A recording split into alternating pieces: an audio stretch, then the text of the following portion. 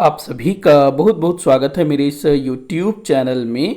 आधुनिक भारत के इतिहास से संबंधित कुछ महत्वपूर्ण प्रश्नों पर हम डिस्कस करना शुरू किए हैं, जो कि UGC net, JRF, set, TGT, PGT, UPSC, state PSC जैसी परीक्षाओं के लिए काफ़ी इंपॉर्टेंट हो सकता है। अगर आप इनमें से किसी भी परीक्षा की तैयारी कर रहे हैं तो यह वीडियो श्रृंखला आपके लिए काफ़ी महत्वपूर्ण हो सकती है। आप लोगों से एक विनती है कि आप लोग जो है वीडियो को जितना हो सके उतना आप शेयर करिएगा, ताकि अधिक से अधिक लोगों तक पहुंचे और इससे व्यूज़ भी बढ़े, जिससे मेरा कॉन्फिडेंस भी बढ़ेगा और अधिक से अधिक लोगों का फ़ायदा भी हो सकेगा। तो जितना हो सके उतना आप शेयर कर दीजिएगा। तो देखते हैं पहला क्वेश्चन मैंने लिया है, यूरोप वासियों को पूर्वी देशों तक पहुंचने हेतु नवीन मार्ग खोजने की आवश्यकता क्यों हुई। बड़ा सिंपल सा क्वेश्चन है कि यूरोप के लोगों को पूर्वी देश अर्थात भारत तक पहुंचने हेतु नए मार्ग खोजने की जरूरत क्यों पड़ी। तो आप लोग जो है इसका आंसर देने की कोशिश करिएगा। पहला दिया हुआ है पुराने व्यावसायिक मार्गों का अवरुद्ध होना। बिल्कुल ठीक है, पुराने व्यावसायिक मार्ग जो है अवरुद्ध हो गए। देखो कुस्तुनतुनिया पर 1453 में अरब के शासकों का, जो उस्मानिया साम्राज्य है, उनका अधिकार हो जाता है और ये लोग जो है यहाँ से किसी भी व्यापारी को गुजरने नहीं देते, या फिर सीधा सीधा कहें पूर्वी देशों का पश्चिमी देशों के साथ जो भी व्यापार होता था उस पर ये लोग जो है एकाधिकार कर लेते हैं और भारी कीमत या भारी कर के बाद ही जो है किसी को भी गुजरने दे रहे होते हैं। दूसरा है कच्चे माल की आवश्यकता। ये गलत है भाई, उस समय कच्चे माल की ऐसी कोई आवश्यकता नहीं थी। तैयार माल जो है पूर्वी देशों से ले जाया जाता था, जिसको पश्चिमी देशों में बेचा जाता था। अगला दिया है पूर्वी व्यापार पर इटली के एकाधिकार को समाप्त करना। ये भी सही है।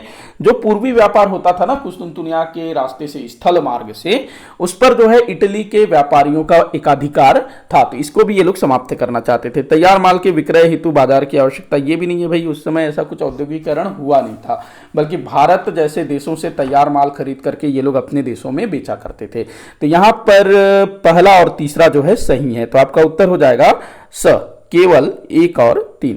ठीक, आगे बढ़ते हैं, अगला क्वेश्चन देखते हैं।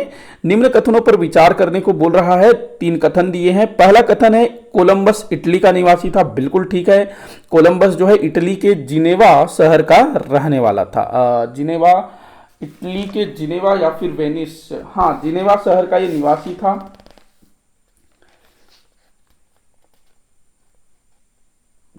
कोलंबस, एक मिनट, हाँ कोलंबस जो है जिनेवा का निवासी था। ठीक, उसके बाद अगला दिया है स्पेन की महारानी ने कोलंबस की यात्रा का खर्च वहन किया। बिल्कुल ठीक है, स्पेन की महारानी थी इजाबेला, तो इसने जो है सारा खर्चा उठाया। और कोलंबस कौन था भाई, अमेरिका को खोजा था ना, उसने अमेरिका के लोगों को ब्लैक इंडियन कहा। यह गलत है, इसने अमेरिका के लोगों को ब्लैक इंडियन नहीं, रेड इंडियन कहा था। देखो कोलंबस कौन था, तो इसने अमेरिकी महाद्वीप की खोज की। दरअसल हुआ ये कि कोलंबस जो है ना भारत आना चाहता था, क्योंकि इन लोगों को पता था भारत के बारे में। अब भाई 1453 में कुस्तुनतुनिया पर, जो आज का इस्तांबुल है, वहां पर उस्मानिया साम्राज्य का अधिकार हो जाता है, तो उसके बाद ये वाला मार्ग अवरुद्ध हो जाता है। इटली के व्यापारियों का वर्चस्व था, तो स्पेन, पुर्तगाल जैसे देशों पर ना एक तरह से इनके देशों के जो व्यापारी हैं उनका काफ़ी मतलब दबाव पड़ रहा था कि भाई नए नए समुद्री मार्ग खोजा जाए। तो फिर जो कोलंबस है ये बड़ा साहसिक समुद्री यात्री था, तो इसको जो है ये बोलता है कि मैं जो है पश्चिम से भारत जाऊंगा, क्योंकि इस समय तक जो है पता चल चुका था कि धरती गोल है, तो इसको लगता है कि भाई मैं ऐसे चलते चलते जाऊंगा तो इंडिया के दूसरे तरफ पहुंच जाऊंगा, ऐसा लगता है, और ये निकल पड़ता है और अमेरिका पहुंच जाता है। ठीक है, तो यहाँ पहला और दूसरा कथन ही सही होगा, मतलब ब आपका उत्तर होगा। अगला क्वेश्चन देखते हैं, आप लोग जो आंसर देने की कोशिश करिएगा। कथन कारण वाला क्वेश्चन है। दिया है कथन, पुर्तगालियों ने कालीकट पर गोलाबारी, ये गोलाबारी है, माफी चाहूंगा, यहां पर गोलाबारी होना था, गोलाबारी। पुर्तगालियों ने कालीकट पर गोलाबारी की।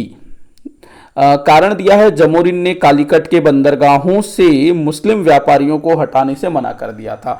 तो यहाँ पर जो कथन है वो सही है, पुर्तगालियों ने कालीकट पर गोलाबारी कर दी थी, और जो कारण है वो भी सही है, जमोरिन ने कालीकट के बंदरगाहों से मुस्लिम व्यापारियों को हटाने से मना कर दिया। अब यहाँ पर आंसर क्या होगा, तो देखिएगा होता क्या है कि जो जब पुर्तगाली यहाँ पहुँचते हैं कालीकट, तब वहाँ पर पहले से अरब के व्यापारी, अरब के मुस्लिम व्यापारी भी वहाँ होते हैं, तो उनको लगता है कि भाई इनको हम लोगों ने उधर से रोका तो ये लोग पानी के रास्ते से आ गए। और वो लोग जो है बिल्कुल भी नहीं चाहते थे कि यूरोपीय लोग जो है भारत के साथ सीधे व्यापार में लाभ कमाएं।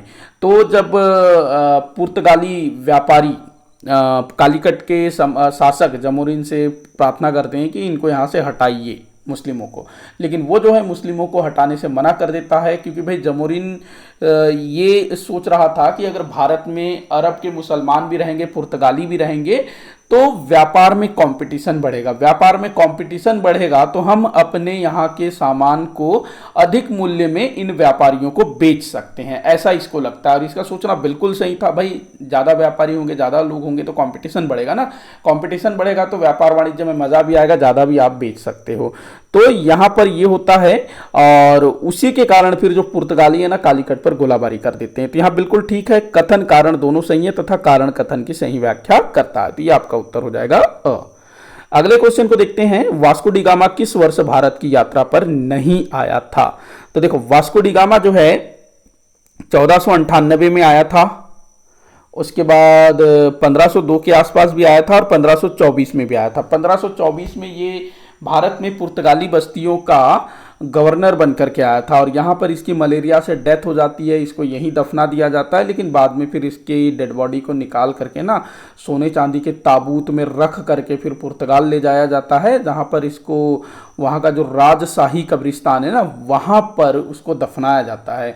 अगर हम देखें ना तो वास्को डी गामा कोई खास आदमी नहीं था, इसके विषय में कहा जाता है कि पुर्तगाल का बड़ा बदनाम टाइप का आदमी था, एक तरह से बोलना चाहिए गुंडा टाइप का आदमी था, लेकिन साहसी बड़ा था, साहसी बड़ा था, और ये क्या बोलना चाहिए समुद्री यात्रा में माहिर था।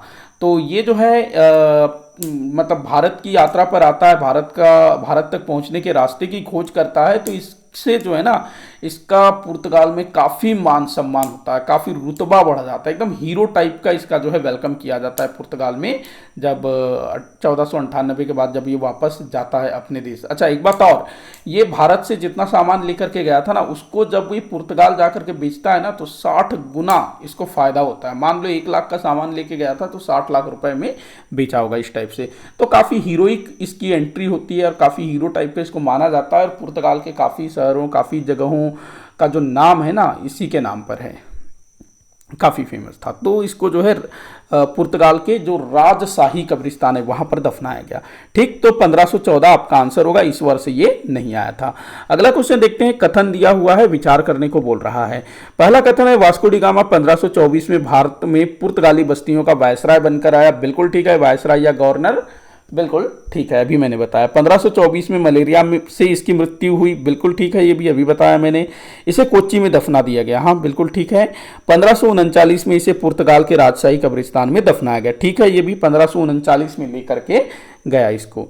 तो यहाँ चारों कथन सही है, तो अ आपका उत्तर होगा।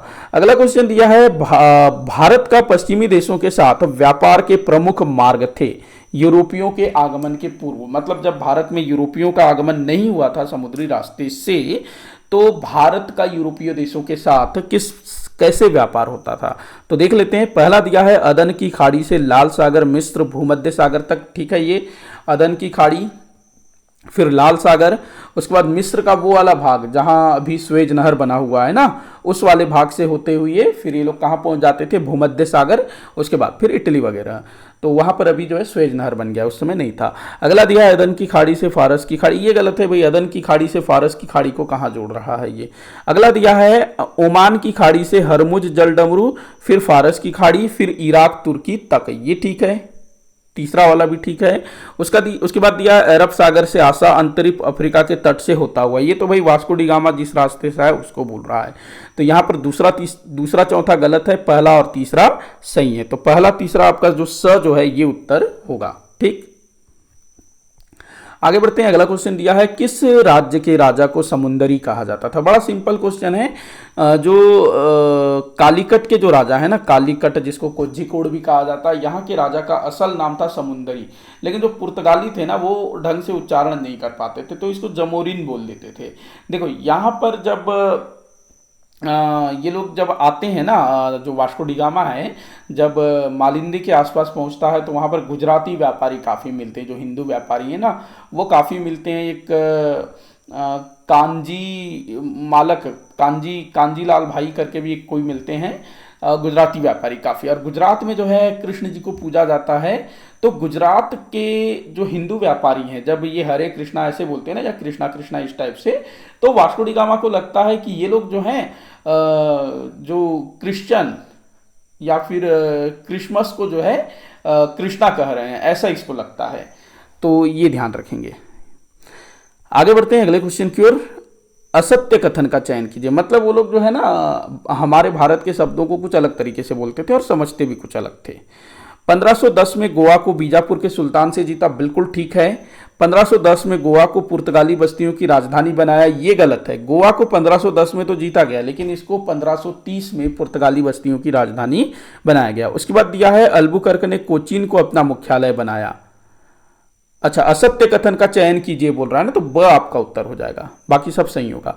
अल्बुकर्क ने कोचीन को अपना मुख्यालय बनाया, ठीक है। बंगाल में हुगली पुर्तगालियों का एक प्रमुख केंद्र था, ये भी बिल्कुल ठीक है। तो यहां पर ब आपका उत्तर होगा, असत्य कथन। इस टाइप के क्वेश्चंस को ध्यान से पढ़िएगा। अगला क्वेश्चन दिया है सही कथनों का चयन करना है आप लोगों को। पहला कथन दिया है 1541 में 1641 में डचों ने पुर्तगालियों से मलक्का को जीत लिया। देखो, डचों ने पुर्तगालियों से मलक्का को जीत लिया कब? 1641 में। मलक्का जो है दक्षिण पूर्व एशिया का एक क्षेत्र है, ठीक है, ये बिल्कुल सही है। अगला दिया है 1628 में अंग्रेजों पुर्तगालियों के हरमूज पर कब्जा कर लिया। अंग्रेजों ने होना था, तो ये भी बिल्कुल सही है। अंग्रेजों ने जो है 1628 में पुर्तगालियों के हरमुज जल डमरू पर कब्जा कर लिया। ये जो हरमुज जल डमरू है ना, ये ओमान की खाड़ी, फारस की खाड़ी, उस तरफ से जोड़ता था, तो उधर के व्यापार को भी ये लोग जो है कैप्चर करते थे, ठीक। तो ये भी सही है। अगला दिया है 1739 में मराठों ने पुर्तगालियों के सालसेट व बसीन पर अधिकार कर लिया। ठीक है, ये भी मराठों ने जो है पुर्तगालियों से इन क्षेत्रों को जीत लिया। इस समय जो है बाजीराव प्रथम पेशवा था। अगला दिया है 1632 में मुगलों ने हुगली पर अधिकार कर लिया। ये भी बिल्कुल सही है। मुगल बादशाह इस समय शाहजहां थे, और हुगली जो है ये बंगाल का एक क्षेत्र है जो कि पुर्तगालियों के अधिकार में था। लेकिन पुर्तगाली यहाँ पर जो है ना दास व्यापार कर रहे थे, मतलब लोगों को जो है बेचने का काम कर रहे थे। इसके अलावा यहाँ पर वो ईसाई धर्म का प्रचार भी कर रहे थे, तो इसीलिए यहाँ पर जो है शाहजहां आक्रमण कर देता है और पुर्तगालियों को यहां से भगा देता है। तो चारों कथन सही हैं। और यहां पर जो मैंने क्वेश्चन क्रिएट किया है ना, ये बड़ा अच्छा है, आप लोग जो है इसको ध्यान में रखिएगा। तो यहां पर सभी कथन सही हैं, तो 1 2 3 4 द आपका उत्तर होगा। अगला क्वेश्चन दिया है बंबई कब तक पुर्तगालियों के अधिकार में था? तो इसका आंसर देने की कोशिश करिएगा, अच्छा क्वेश्चन हो सकता है ये भी। तो बंबई कब तक पुर्तगालियों के अधिकार में था? बम्बई जो कि आज के समय में भाई हमारे भारत का सबसे बड़ा नगर है, सबसे बड़ा शहर है, और काफ़ी फेमस है, काफ़ी समृद्ध भी इसको हम लोग बोल सकते हैं। तो ये कब से कब तक पुर्तगालियों के अधिकार में था? पुर्तगालियों के अधिकार में देखो यहाँ पर जो इधर जो दिया है ना 1661 तक पुर्तगालियों के अधिकार में था। तो ये जो है लगभग 1534 से 1661 तक पुर्तगालियों के अधिकार में था। 1534 में इसको जो है पुर्तगालियों ने अपने अधिकार में लिया, और 1661 में इसको ब्रिटेन को दे दिया। होता क्या है, ब्रिटेन के जो सम्राट हैं उनका जो विवाह है ना पुर्तगाली राजकुमारी के साथ होता है, और पुर्तगाली जो है ना दहेज के रूप में इंग्लैंड को दे देते हैं। तो इंग्लैंड को दहेज के रूप में मिला था बम्बई, और बाद में फिर जो ब्रिटेन का जो सम्राट है ना वो फिर ब्रिटिश ईस्ट इंडिया कंपनी को 10 पाउंड वार्षिक किराए पर बम्बई को दे देता है, क्योंकि भाई वो खुद तो आ नहीं सकता था ना। अगला क्वेश्चन दिया है डच मुख्यतः किसके व्यापार में विशेष रुचि लेते थे? तो अगर हम डचों की बात करें ना, तो भाई ये मसालों में विशेष रुचि रखते थे। ये जब आए पूर्वी देशों में, तो ये लोग जो है मसालों की खोज में ही आए हुए थे। पूर्वी देशों में खास करके ये जो मलक्का, मलेशिया, जकार्ता, इस तरफ का जो एरिया है ना, वहाँ पर ये काली मिर्च काफ़ी खरीद के ले जाते थे। इनके देश में काफ़ी खपत होता था। उसके बाद ये लोग भारत की अगर हम बात करें तो भारत से ये सूती कपड़ा खरीद करके ले जाते थे, और उसको जो है ना दक्षिण पूर्वी एशियाई देशों में बेचा करते थे, जहाँ पर मसाले इनको मिलता था। एक चीज ध्यान रखना कि जो यूरोपीय है ना, चाहे वो पुर्तगाली हो, डच हो, आगे चल करके इंग्लैंड हो, ये लोग मसालों से मोटा मुनाफा कमाते थे, क्योंकि यूरोप में भारतीय मसालों की काफी मांग थी। दरअसल है ये कि इंग्लैंड जो है एक ठंडा प्रदेश है, ठंडा प्रदेश है, वहाँ पर ठंड ज़्यादा रहता है, तो कृषि वगैरह जो है सही तरीके से हो नहीं पाता है, साल भर वो लोग कृषि नहीं कर पाते हैं, तो वहाँ पर अनाज की कमी होती है। तो ये लोग जो है खाने पीने में अधिकतर मांस पर निर्भर होते हैं, मांसाहारी होते हैं ये लोग। मछली हो गया, मुर्गा हो गया, बकरा हो गया, जो मिले उसको खा लेते थे। अब जो मांस है इसको आप जैसे रखेंगे काफ़ी दिनों तक तो ये खराब हो जाता है, तो मसालों के साथ मिला करके अगर रखा जाता है तो काफ़ी दिनों तक सुरक्षित रहता है। इसके अलावा जो इन मांस से जो गंध आती है ना, जो सीधा मैं दुर्गंध बोलूँगा, तो किसी को बुरा लगे तो माफ़ी चाहूँगा। तो इन जैसे इन मांस से अगर बास आएगा, क्योंकि भाई आप काफ़ी दिनों तक रखेंगे तो थोड़ा सा वो स्मेल भी करेगा, तो इस स्मेल को दूर करने के लिए, बास को दूर करने के लिए लोग जो इसमें मसालों का प्रयोग करते हैं, मसालों से कोट करके रख देते हैं, या फिर जब उसको पकाते हैं तो उसमें मसालों को अधिक से अधिक यूज़ करते हैं।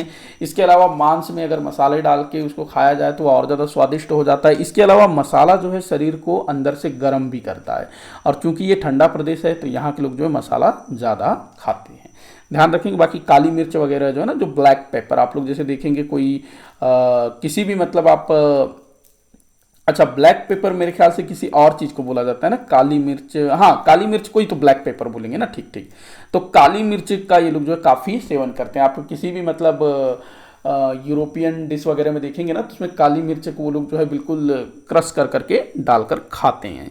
तो ये ध्यान रखेंगे। तो मसाले में काफ़ी इंटरेस्टेड थे यूरोप के अधिकतर देश, और खास करके डच। तो इसी के साथ आज का ये वीडियो यहीं पर समाप्त होता है। आप लोग मुझे कमेंट करके बताइएगा कि आपसे कितने क्वेश्चन सॉल्व हुए, और किसी क्वेश्चन में कोई डाउट हो तो ये भी बताइएगा। और वीडियो को जितना हो सके उतना आप शेयर करिएगा, ताकि अधिक से अधिक लोगों तक पहुंच सके। और अच्छा लगा तो लाइक ज़रूर करें। वीडियो को आखिर तक देखने के लिए बहुत बहुत धन्यवाद।